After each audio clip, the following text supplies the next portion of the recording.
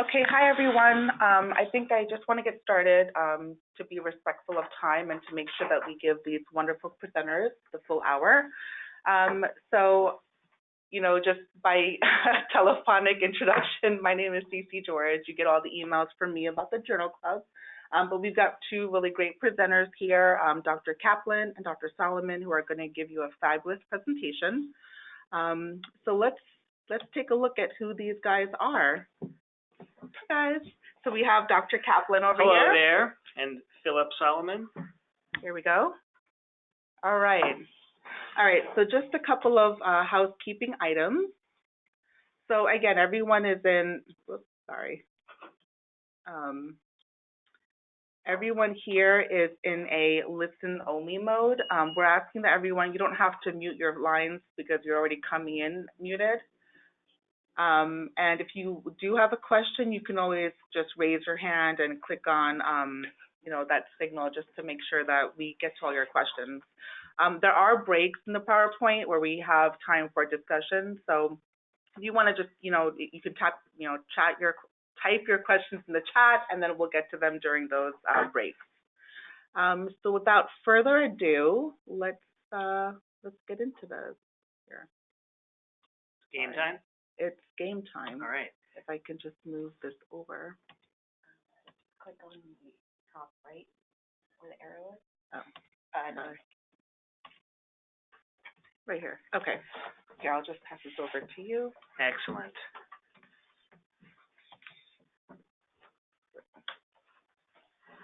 Hello, folks.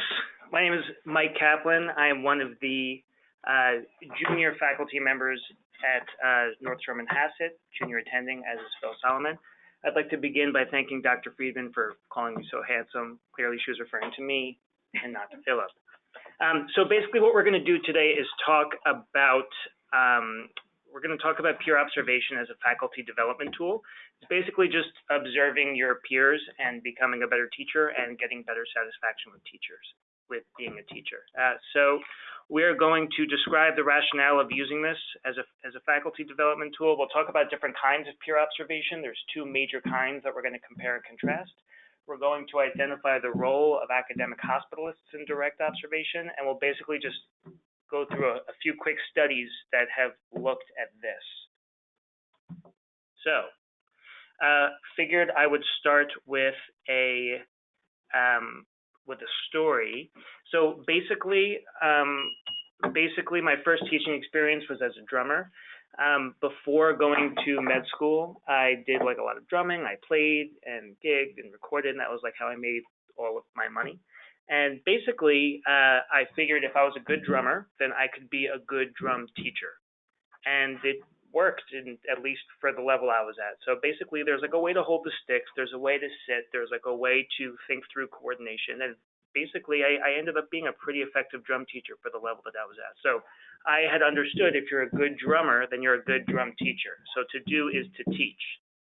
And then I became a medicine teaching attending, and it turns out that was not at all the case.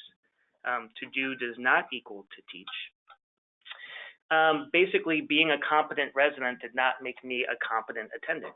And so trying to figure out why, there are a few big reasons. One is that I think that a lot of us have a lack of formal training in teaching and education specifically.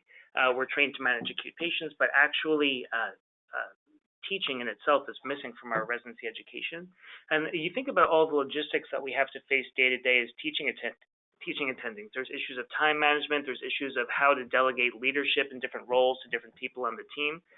You have to teach not just knowledge, but skills and knowledge in a limited set of time. There's also med students, interns, residents.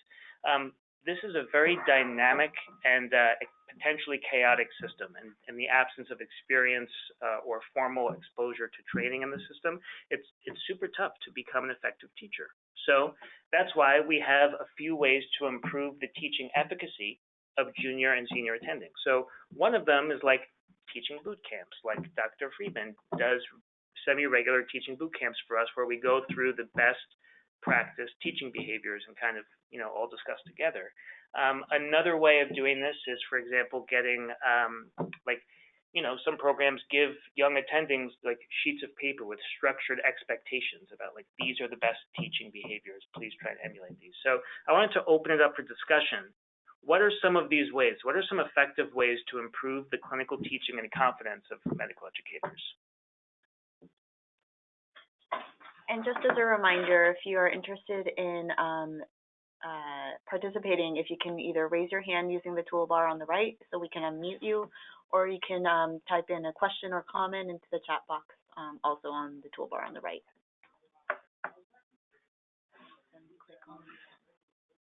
On this guy? Yeah. Peer observation, absolutely. Good feedback. Yes. Leave it open for just another few seconds, see if anyone else has anything.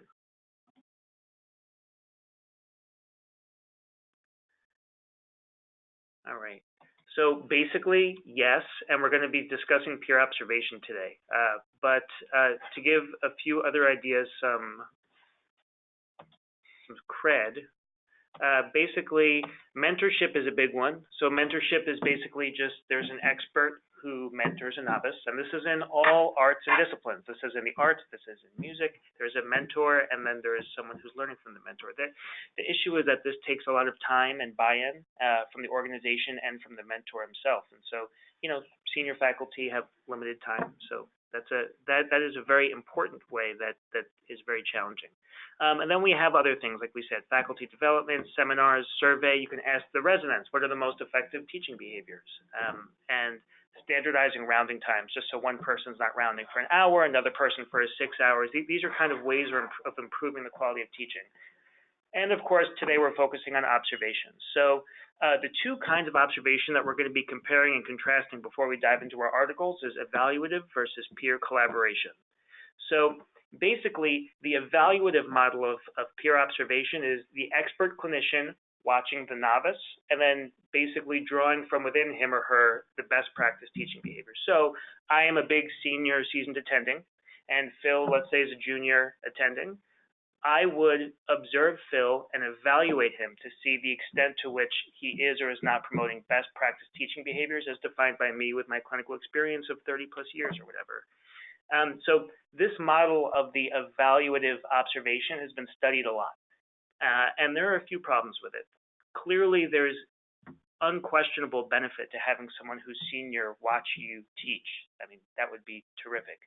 That in itself, though, has some issues. One is that there's assumed values and goals. So basically, as the senior attending here and I'm evaluating Phil, I am imposing my own ideas of what is best practice teaching behavior on Phil, who's a young attending. And maybe there's just differences in personalities and perspective of values.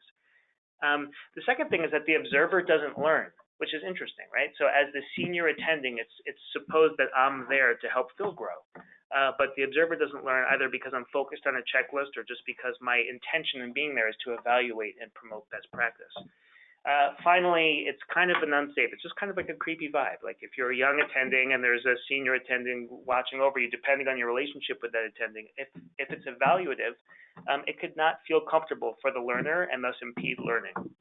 So in contrast, there's peer collaboration. So peer collaboration, instead of focusing on evaluation, focuses on observation of behaviors, leading to discussion about why we do what we do when we do it, and the extent to which these behaviors manifest values that make us who we are. So to borrow a quote from Siddiqui, co-teachers observe each other to create a discussion about teaching through mutual discussion.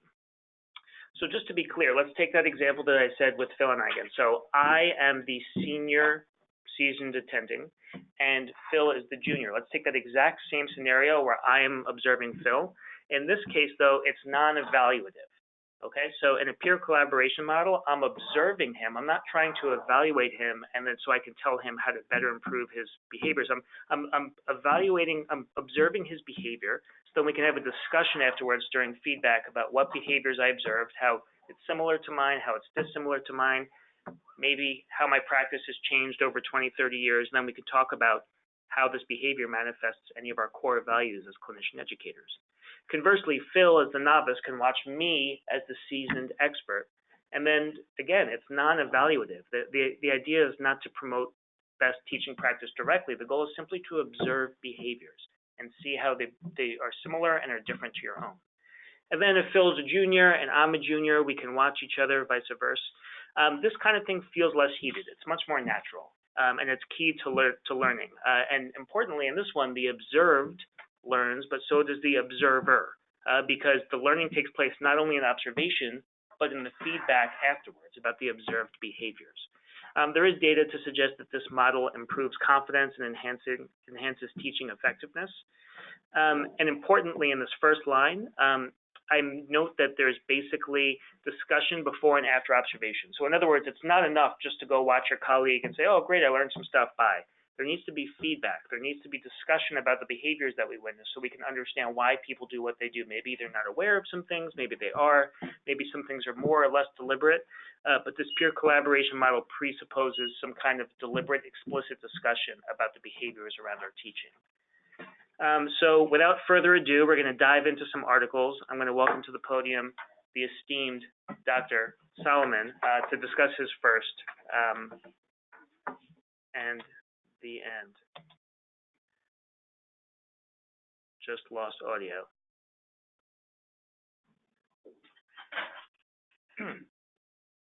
Are others experiencing audio issues? If so, please indicate. Okay, Dr. Friedman said we can hear you, so, okay, so we're all set. Perfect.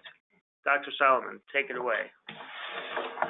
So thank you, Mike, for that incredible introduction, and you already built up my confidence. This is going to be an amazing talk about this article. Before we actually go through the first article, we wanted to set this up with a couple of relevant quotes that really set the stage for why this is so important to do peer collaboration and peer observation of teaching. So this first quote is actually pretty old. It's from an article in Academic Medicine back in 1994.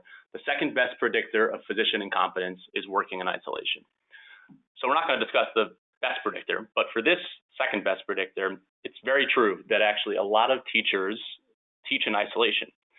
Many of their teaching techniques were picked up based on prior experiences that they had only when they were training and whatever teachers that they were exposed to during their residency training. And there aren't really a whole lot of chances as people go through their career to test out teaching techniques or even to just observe new techniques from some of their colleagues. The second quote is from 2005, an article in Medical Education. Teachers improve by reflecting on their teaching. And this seems pretty straightforward, and actually it was pretty well known outside of the medical community for decades, but really only in the past 10 to 20 years has this become more accepted in the medical education community that it's very important for teachers to understand how they're teaching. So moving on to this first article, How to Become a Better Clinical Teacher, a Collaborative Peer Observation Process. So the article is about 7 years old. It was published in 2011, Medical Teacher. To give some perspective, that is the same year that the first Zucker School of Medicine started. So the setting, relatively small New England hospital that I'm sure you're all familiar with, Massachusetts General Hospital. It's a single center academic tertiary care facility, over 1,000 beds, and it took place on the inpatient internal medicine teaching wards. So there's some similarities to North Shore and LIJ in terms of being large academic tertiary care facilities. Obviously, Mass Gen a little bit larger, and this is a little bit different than some of the other community hospitals that we do have within our system.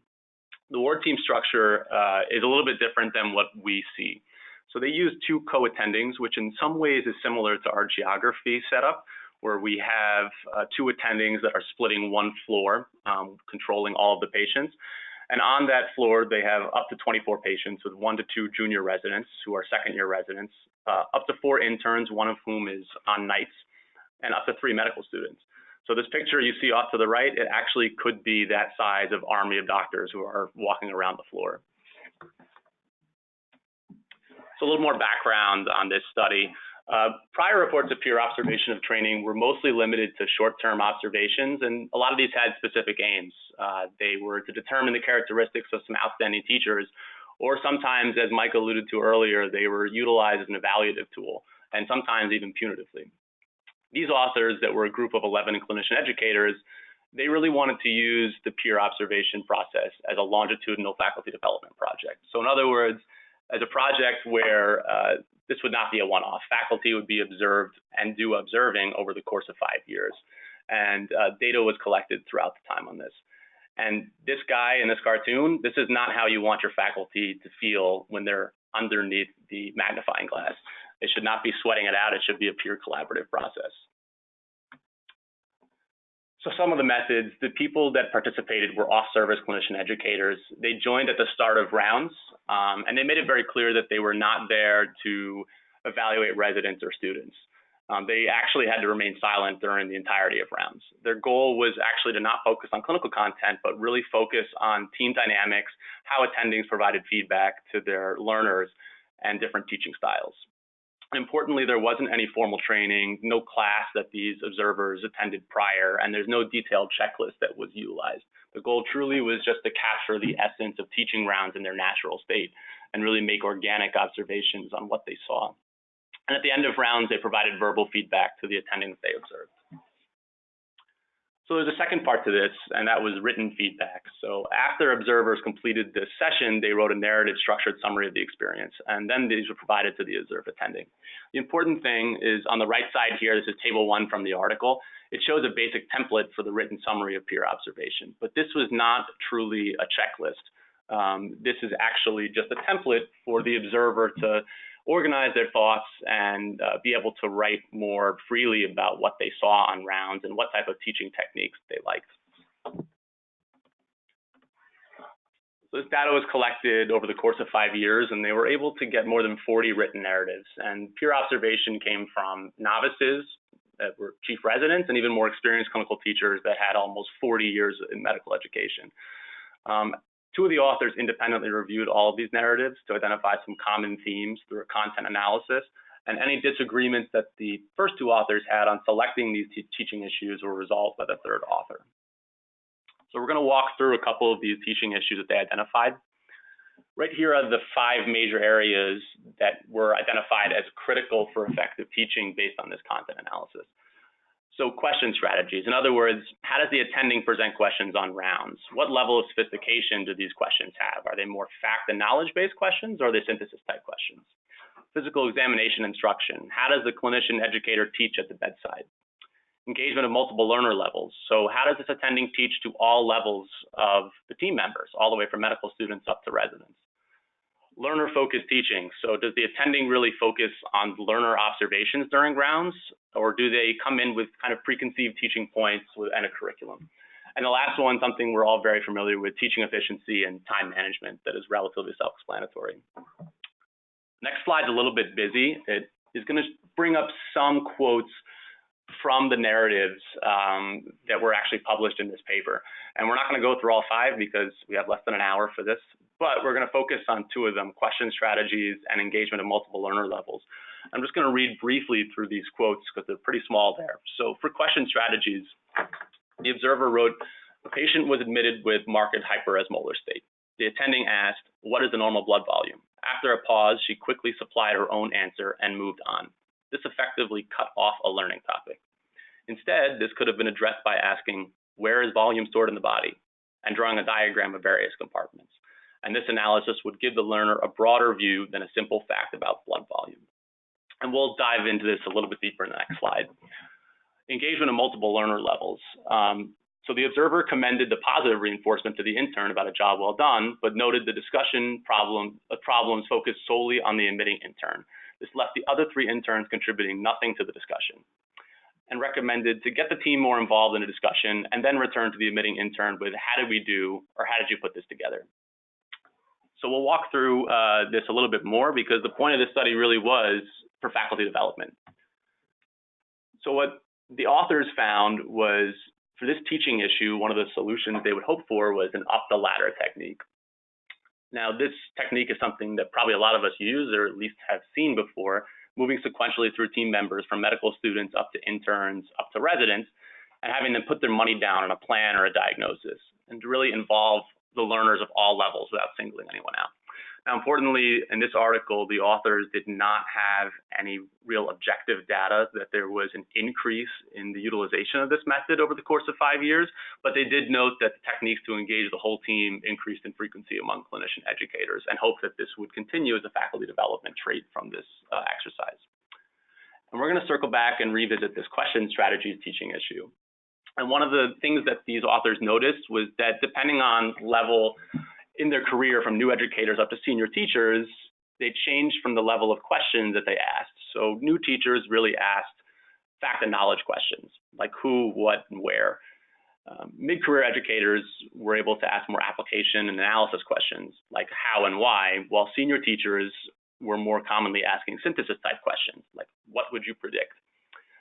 Now, they did not have, like we said, hard data in this article to show numbers of progression, but they did say that they noticed that junior faculty members had rapid faculty development using this system, and their hope was that by peer observation, that junior educators would move more towards synthesis type questions. So here's someone that could be a teacher on the floor, some clinician educator. And I wanted to read through one quote that came up in this paper that really personifies some of the universal effectiveness that this strategy can have. So I've been teaching for 35 years, and this is the first time I've ever been observed by a peer focused on my teaching role. Thank you. I might have been doing this wrong for 30 years, so it's good to know I'm doing some things right along with things that I can improve.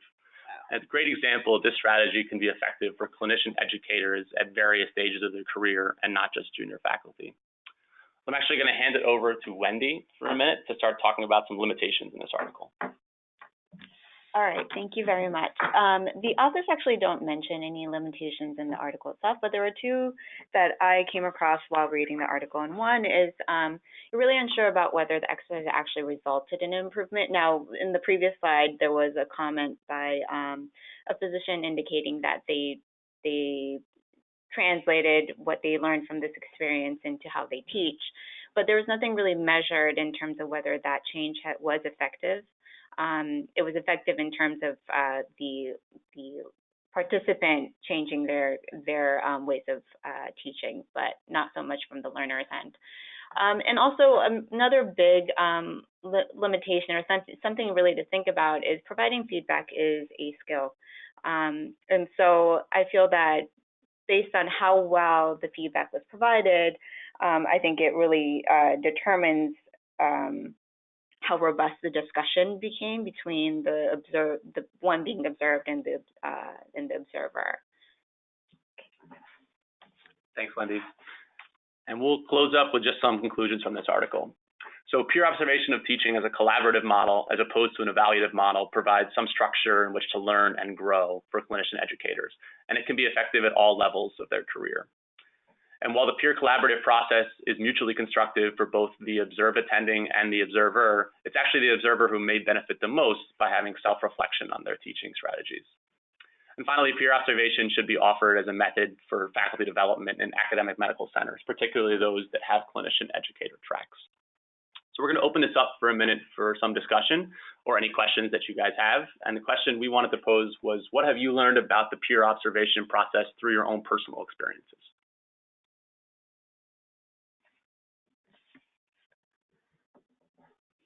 And just as a reminder, once again, if you are interested in participating, if you can use the toolbar on the right to either type in a question or comment, or to raise your hand so that we can unmute you.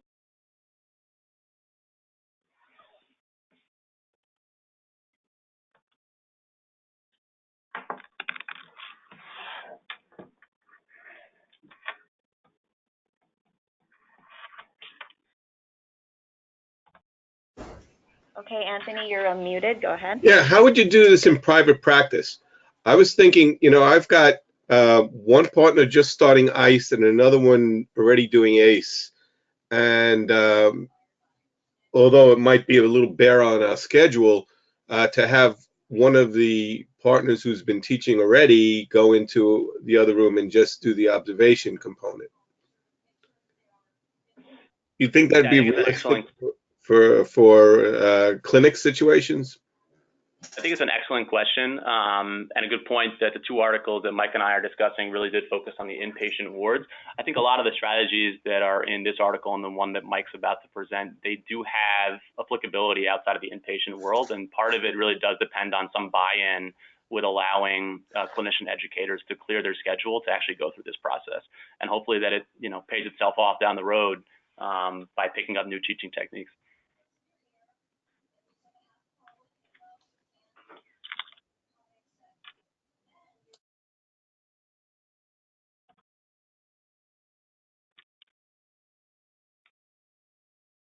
I had a quick question. A quick observation. So, from my experience with the peer observation process, the components that made me feel better about the experience was one, I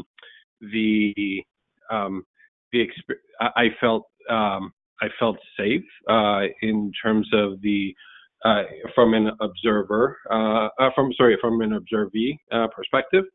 It was a fellow junior faculty member, and someone not in any type of evaluative role. Number one. Number two, it was also someone who did a job that was similar to mine. So someone who was frontline primary care physician. I felt better about that observation experience compared to someone who was a subspecialist. And it was just that was just my personal experience from peer observation processes.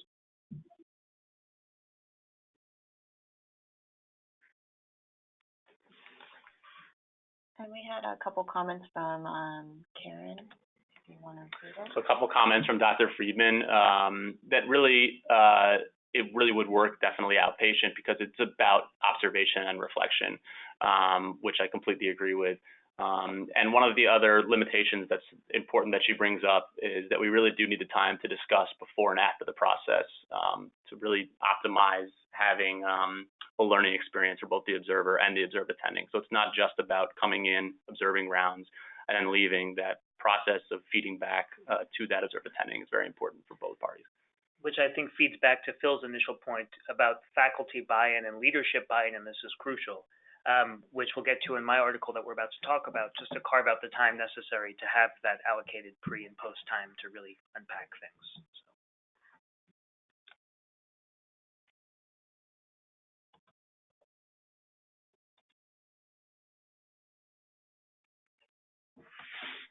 So I think we're going to pass it back over to Mike now to discuss, over to Wendy to discuss some bibliometrics about the article. Very quickly, the bibliometrics for this article was pulled from the Scopus platform, and there were 18 other articles that had cited this, which is a really great number, and also considering that this was published in 2011, it means that there was a steady progression in terms of it being cited. As you can see on the screen, it peaked in 2016, and if you look further down towards the usage as well as the captures, you'll notice that there are a lot of people who actually viewed either the abstract or the full text of this article.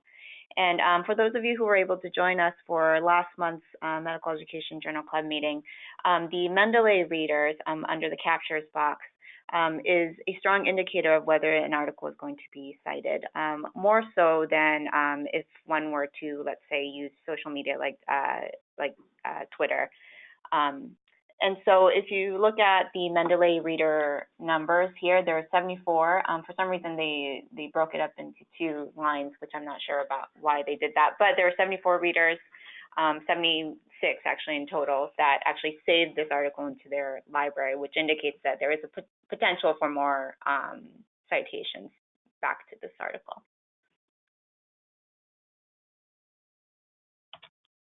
Great.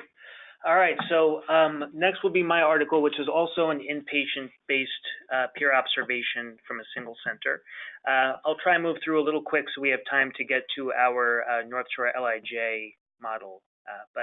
So mine is, takes place at University of New Mexico, which is a big hospital. And basically the goals that they had in their medicine program were to develop one of these programs, these peer-to-peer observation programs to improve teaching efficacy and satisfaction with teaching. Importantly, they emphasize the collegial nature of these discussions and how it's non-evaluative. And that was their goal, basically just to make us better, happier teaching attendings. So they have a lot of junior faculty there, 50 to 65%, similar to us at Manhattan. I don't know what exactly it is, but there's a lot of junior people. It's a big place, 435 beds. Their team structure is a little bit different. So it's 1 resident, 1 attending, 1 intern, 1 to 2 students, and 9 to 14 patients. So importantly, their census is lower. And they have 1 less intern for the attending to supervise. It didn't comment on geographic localization or its absence, but that in my anecdotal experience has been really important to the kind of quality of teaching that I've been able to provide for the house staff.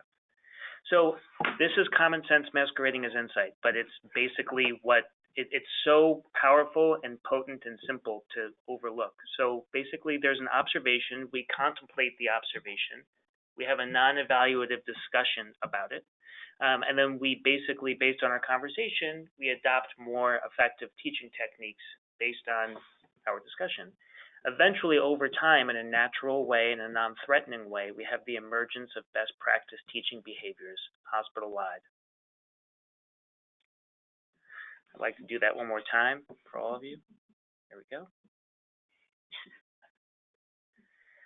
All right, so how did they do this? So they reviewed the literature, and it showed that basically a lot of these observation models have the expert to novice model that we spoke about before. So me, the senior seasoned attending, observes and evaluates Phil, the junior attending, and draws out from within him the best practice teaching behavior. But they didn't want to do that in this case. So they said they wanted this non-evaluative peer observation to allow for a more collegial discussion. So what they did was, they made their own tool. So importantly, so Phil's article didn't have a checklist, and they felt as though this allowed it to be the most natural possible. These investigators felt a little bit differently. They wanted there to be some kind of way of sharpening observation on these rounds. They wanted it to be a little bit more objective, and they wanted to provide prompts, just again, to kind of sharpen things. So they made their own tool because a lot of it in the literature prior was this expert to novice model. So over 9 months, they modified it 4 times.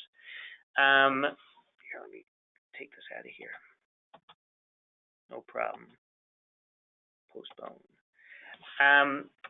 So let's take a quick look. So before, I'll show you the tool that they used. Before we look at the tool, let's talk about what happened before and after. So again, this is not just go observe your colleague, bye-bye. So beforehand, you look at the tool and you refresh yourself with the goal. And to remind ourselves, the goal is a non-evaluative observation. You schedule 20 minutes to discuss for after, and this is assumed that this is protected time for both the observer and the observed. And you strategize the timing of observation. So this place did not have a drip system. They had an admitting system similar to ours. So they were discussing the pros and cons of observing maybe on like a post-call day or pre-call or whatever. They recommend a 60-minute period of observation, just so you're not there for the whole rounds, that you print up the census, you join the team, and they provide a workshop statement. The workshop statement is essentially for me to say, if I'm going to observe Phil's teaching behaviors, I go to the team and I say something to the tune of, "Hi, my name is Dr. Kaplan. I am not here to contribute to patient care or evaluate any of you. My sole goal is to observe Dr. Solomon teach, and that's it." So there's a statement to that extent. And then afterwards, again, we have feedback and discussion. So let's just look at their tool real quick. They outline different buckets, team leadership, presentations, and bedside encounters. And again, these were workshopped over time, and it was modified 4 times to kind of get to here based on the feedback that they had gotten. And they outline it by basically having on the left teaching behaviors similar to mine and teaching behaviors different than mine. Their initial tool was initially just those columns, but then it became a little bit more elegant with the probes on the left and with the categories as mentioned. Bedside encounters, professionalism, and other. So that's their tool. They tried to make it as minimally intense as possible so that you can be engaged in the natural process while still having some objective things to kind of anchor onto. And then they have prompts at the end for the observed peer and for the observing peer. And this is, again, to emphasize that learning takes place in peer collaboration for both the observed and the observer. So their outcome, over there they had about 31 observations, and what they saw was that there was about 10 observed teaching behaviors recorded, which is interesting, right? So people weren't just going observing and kind of writing things down. I mean, people were engaged. 10 behaviors is a lot. People were definitely engaged in the exercise. Junior faculty chose to observe senior faculty, which I guess makes sense. We all want to see what our senior colleagues are doing to learn. So 6 months out, Likert scales were sent out, and basically it was not that impressive. They found improved confidence with teaching. They found it was useful for faculty development, and this peer-to-peer observation was easy to arrange. The numbers weren't that impressive. On a Likert scale 1 to 5, it was like 3.5, 3.8, whatever. It's not that important. The real meat and potatoes of this article is the qualitative data. So they basically found a lot of qualitative data which they put into buckets similar to Phil's into these categories. So the next slide's a little bit busy, but I'm going to orient you. And so these categories are on the left. And so if we look at that left column, each one of those is reflected by an arrow, okay? So behaviors to improve team leadership is on top. Next is oral presentations. Next is real-time feedback during rounds. Next is use of technology. Next is physical exam during rounds, and then professional behaviors is at the end, okay? So just to give a few of these a read, we're not going to read all of them clearly, but we'll ask the resident to take more responsibility for managing rounds. I will ask the student to demonstrate an examination technique and subsequently ask the resident to demonstrate their technique. Like, wow, like who would even think, or speaking for myself, I wouldn't even think to have a student do this and then have the resident evaluate their technique so that the resident is simultaneously teaching and learning, and I'm seeing potential areas for improvement so I could do things. I think what makes these valuable is that they're things that we pick up only by observing. They're very subtle, as manifested by the things on the right. So these are the actual behaviors that changed on the right. On the left is contemplated, and on the right are concrete things that changed. So close the door after the team enters the patient room. Like, wow, what a simple, concrete, practice-changing pearl that someone picked up from watching their colleague. Remain silent and look at the resident when the student asks you a question, hinting that the resident should answer the student's question. Again, the subtleties in body language, in this kind of interpersonal communication, I wouldn't even imagine asking a question like that, let alone knowing that that was a problem until faced with it myself or seeing a colleague deal with it. So the qualitative data in the study is so powerful because it emphasizes the role and utility of observation as a teaching tool. Because in the absence of observation, we can only kind of,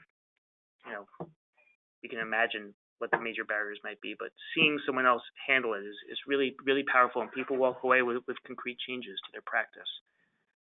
Cool, so I'm going to turn over to Wendy for the limitations. So the limitations were very similar to the first article. First being that it was unsure about whether the exercise actually resulted in an improvement of teaching effectiveness. There was no post-survey or measurement of any sort. They also didn't study or evaluate any responses from the learners. The generalizability of the tool. So the tool was created specifically for the University of New Mexico, and by looking at the supplement to this article, you actually are provided with the tool itself, and by first glance it seems like it's pretty generalizable, but there may be certain different buckets that other institutions may want to focus on. And finally, once again, the skill of giving feedback. So providing feedback is a skill that one must build. So the robustness of the post-discussion may differ based on how well you provide your feedback. Okay, so to kind of wrap up my article, peer-to-peer observation of teaching during rounds is an effective strategy to promote ideal teaching behaviors. It's easily implemented, and it allows for growth of both the observing and the observed peer. And peer-to-peer observation could improve confidence and satisfaction with teaching, as well as crystallize through conversation core values that drove us to become physician educators in the first place. And back to Wendy for the bibliometrics. So for the bibliometrics, we take a look at both the Scopus platform and as well as Altmetric. As predicted, this article was published in January 2018, so there are actually no other articles that cite this article, which is normal for a recently published article. But there is some social media chatter in terms of who's talking about this particular article. If you look at the numbers here, Scopus captures 13 tweets about this article, and then this is just a screenshot of what Altmetric captures. There's, once again, 13 tweets, and then there are 3 users on Mendeley who have saved this particular article, so there is always a potential for it being cited in a different work. Finally, what I like to go over is the number of people who actually might have looked at this a particular tweet. For example, there's 13 tweets, which may seem very low, but out of those 13 tweets, or 13 users, there was an upward bound of over 27,000 followers. So there's a potential of that amount of people looking at the particular tweet. For the last part, we're going to turn it over to Dr. Solomon, who's going to lead us through peer observation at Northwell. So we wanted to share this briefly with everyone because we're actually doing this here at North Shore and LIJ. So this is being led by Dr. Yang over at LIJ and Dr. Cass over at North Shore, and thanks to both of them for allowing us to actually take part in peer observation. So it's a 2-phase project. This year, we've had junior faculty that are observing highly rated senior clinical teachers during teaching rounds. And starting in July for the next academic year, the senior faculty will be returning the favor and observing junior faculty. So over at LIJ, we had 7 junior faculty that completed this over the course of the last academic year. And at North Shore, we've had 8 junior faculty complete this, including both Mike and me. So observers complete an evaluation form, and honestly, evaluation is probably the wrong word here. It's more of a feedback form because it's not evaluating the attending, it's really for self-reflection. And there's 2 separate parts of this form. We'll take a look at it briefly. So the first part of it is visiting different parts of watching this attending. And there is a Likert scale that's used, but perhaps even more importantly, there's a space for observations and quotes from actual teaching rounds. And you'll see a lot of overlap in these categories from Mike's article, which had a structured checklist, but also from the first article we went through where different teaching issues were identified through the narratives. And that's, looking at learner engagement, looking at different types of teaching methods, and how does the attending role model. And importantly, it's not just this form. There's also a section on the feedback form for the attendings to answer which one of these techniques or skills from this peer observation activity would you adopt in your teaching rounds. And that speaks to Mike's article, where they had a large collection of how teaching behaviors were going to change at an individual level. So to wrap all this up as conclusion for our articles, peer observation of teaching is really an effective strategy to promote ideal teaching behaviors for both junior and senior faculty. There's different approaches that can be equally effective for peer observation, whether that's use of a checklist or whether that's providing narrative feedback. The peer collaborative process is preferred to an evaluative method. And maybe most importantly, peer observation of teaching can improve the confidence and the satisfaction of all of us clinician educators. So we want to open it up one more time for any questions that you guys have for any of us, and an open question for the audience. So based on these articles and your prior experience, what do you guys think is the ideal method and setting to complete peer observation of teaching?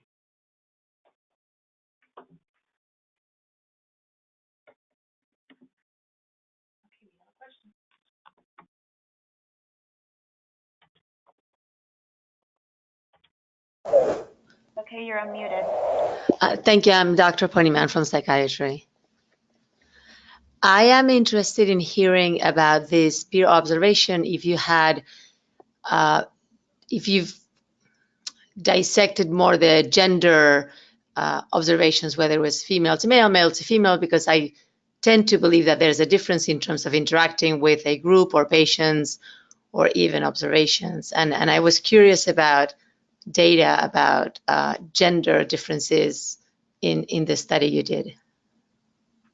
That is a great question. So in my study, there's no data on the gender. They just note overall, and I think the same with Phil's. The same thing in my study too. And unfortunately, I don't know if they had enough observations to really make meaningful conclusions about that, but they didn't speak to actually any type of breakdown to gender. They really only spoke on really level of training for the attendings in the article. Yeah, that's a really important variable. Yeah, well, yeah, I think that, as you probably also do, teaching is about showing differences also and different styles and identifying with different models of interacting, mostly when we do clinical work. And I thought that was interesting. But thank you. It was great. Thank you. Thank you.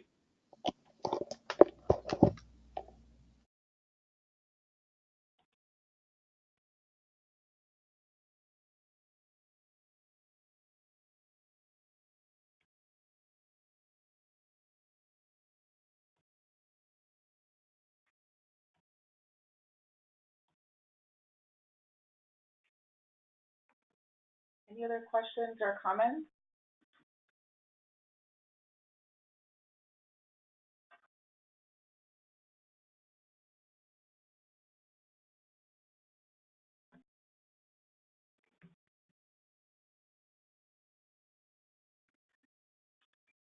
Let me see. It may be useful to use that last Likert scale before the observation and then again after the observation, with the observer using their self as the subject of each item.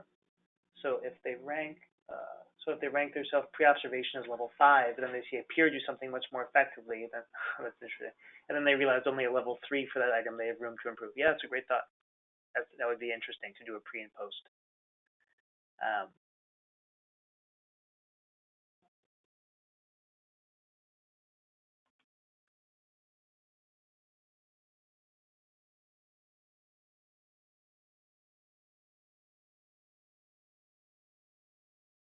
Sorry, folks, just reading through the comments.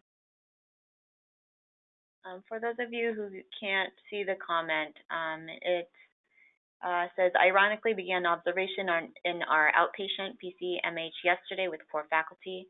As a cross-discipline faculty member, it seemed to allow for greater safety / less evaluation, more narrative.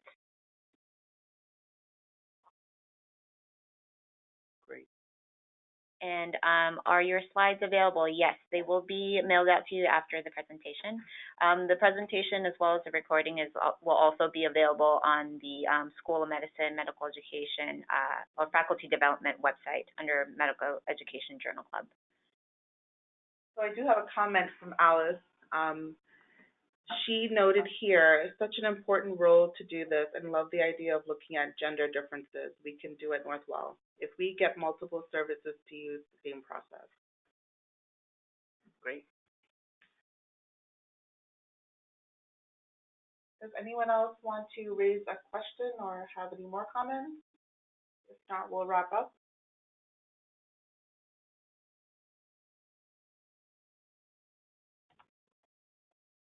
Okay, well, I would like to personally thank our wonderful presenters. They just did such an amazing job.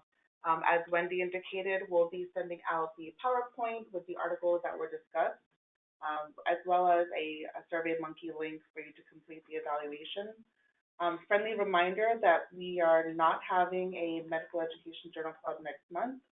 The next Journal Club will be held in September. We are looking for presenters, so if there is a topic that you're interested in presenting, we would love to hear from you. You can email Alice or I. And I think today was great. So again, thank you all for joining, and until next time, have a great summer. Actually, before we log off, there was one last question. It says, Okay. wondering if the presenters came across any literature that discussed the use of an interdisciplinary approach to faculty peer-to-peer observation within my dissertation. Is there someone I can join in process? I don't know if you have any comments or anything you want to add. So with regards to the interdisciplinary approach to faculty peer-to-peer, I have not. The articles that we looked at were internal medicine, internal inpatient programs. So I haven't come across any interdisciplinary stuff, just the medicine. But I don't know if it exists or not.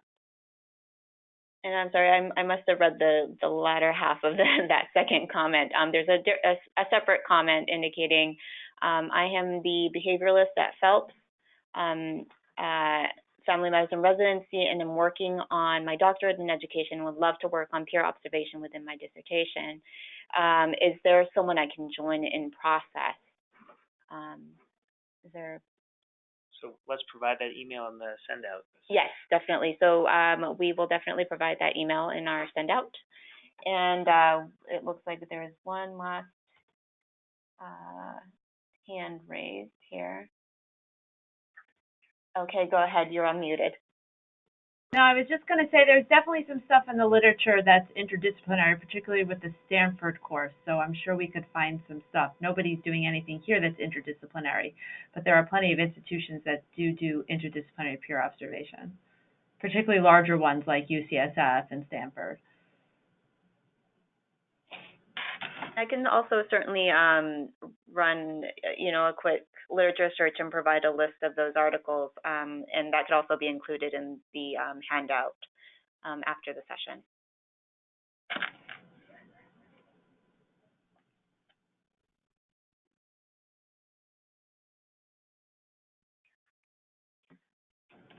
Can I ask, just the can question, I ask a question?